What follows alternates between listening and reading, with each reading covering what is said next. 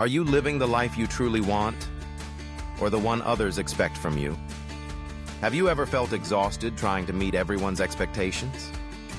Choosing a major because your parents wanted it? Working a job you don't enjoy because it's stable? Acting a certain way just to avoid judgment?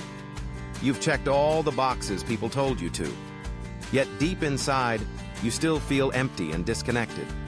That's not freedom. That's a golden cage. And if you don't wake up soon, you may lose yourself in a life that was never really yours. Why do we live according to other people's expectations? Because from the time we were kids, we were taught to be good, follow the rules, don't disappoint others. We learned how to be accepted, not how to be authentic. We fear rejection. We fear being too different. We fear being called selfish.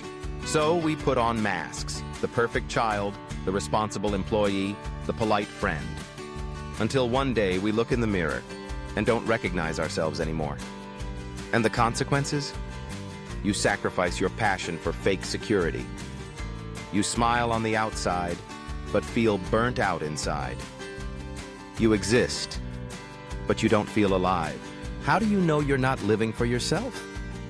You hesitate to make decisions without others' approval. You're good at what you do, but it brings you no joy. You feel tired, frustrated, and emotionally drained. You constantly compare yourself to others. You feel like you're performing more than living. If even two of these feel familiar, it's time to come back to yourself. Step 1. Reconnect with who you really are. Turn off your phone, grab a blank sheet of paper, and write down, what do I truly want in life?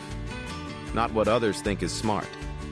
Not what looks impressive on social media, but what your heart wants. Honestly.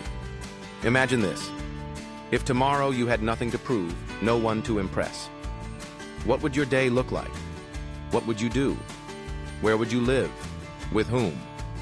Whatever your answers are, that's your soul speaking. That's your real self. And that's the life you're meant to build. Step 2, learn to say no to what's not you. Freedom doesn't come from doing everything. It comes from having the courage to say no to what doesn't fit you anymore. You don't have to study something safe if you're meant to create. You don't have to work a job that drains you just to keep your benefits. You don't have to get married just because you're at that age. You just need to say, that's not the life I choose. And that's okay. Every time you say yes to the wrong thing, you say no to yourself. Write down 3 things you're doing right now just to please others. Then pick one and start to shift it, even just 1%. That's the first step back to being your own person. Step 3, build a life that fits you, one small choice at a time. You don't have to burn your life down to start over. You just need to start doing more of what feels right, little by little. Spend 1 hour a day doing what lights you up. Writing, creating content, learning a new skill, connecting with like-minded people. Create a vision board of your ideal life. Set 90-day goals that move you toward it.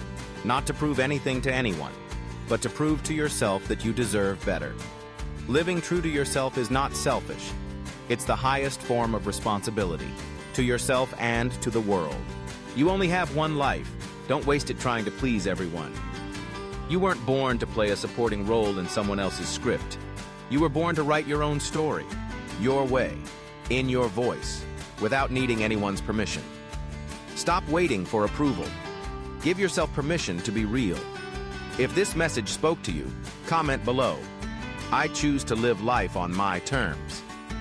And if you know someone who's lost in the expectations of others, share this video with them. Sometimes, all it takes is the right message, at the right moment, to wake up a sleeping soul.